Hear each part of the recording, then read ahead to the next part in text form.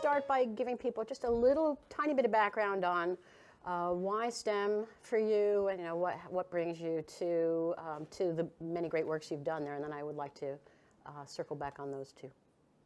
Well, first of all, I'm an old white guy, ex-college professor, so I have all the wrong biases to start with. Trained as an engineer,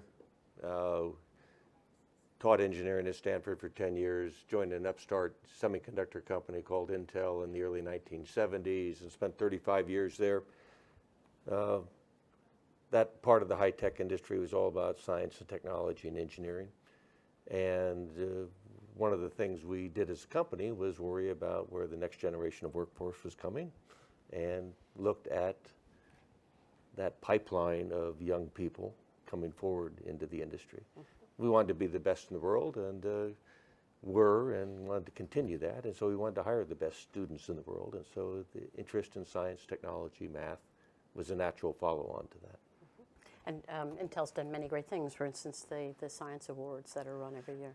Well, Intel is a philanthropic effort, probably spends about $100 million a year to promote science, math, technology education in K-12 and at the university level. So it's the primary extracurricular activity of the company is involved in education.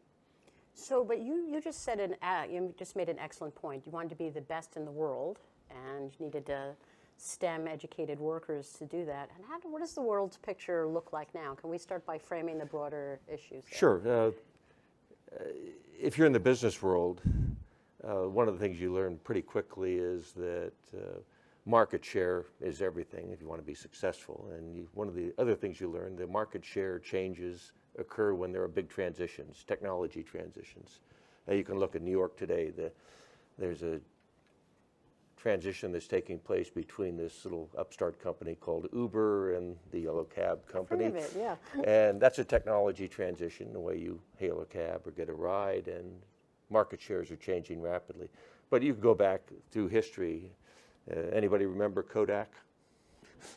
And then digital photography came along and Kodak has disappeared.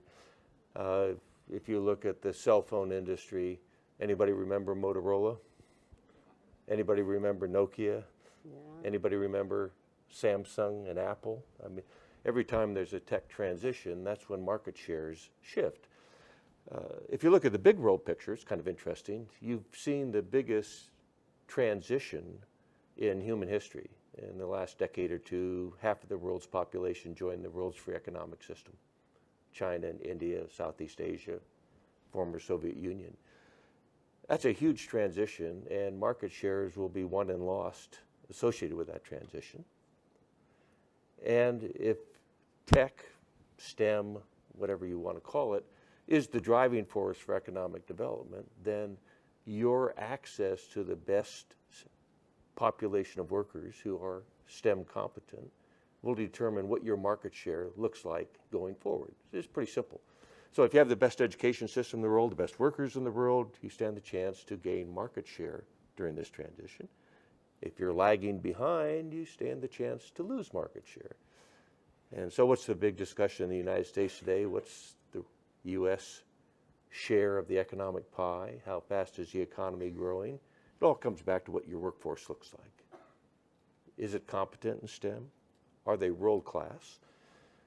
The reason I emphasize world class, you look at a company like Intel or IBM or Hewlett Packard, any of the Cisco, any of the big high-tech companies, the share of their business in the United States is declining. Intel, it's like 70% of Intel's business is outside the U.S. That's similar for an IBM or other high-tech giants. If the bulk of your business is outside the U.S., having a U.S. workforce is not so important, especially if the U.S. workforce is not as well trained as foreign workforces. So you hire the best people around the world because you're going to compete around the world. It's pretty straightforward. And that all comes back again to, is K-12 education in the U.S. the best in the world? Is the university system in the U.S. the best in the world? Where do you hire the best workers in the world? From a CEO perspective, it's a pretty straightforward discussion.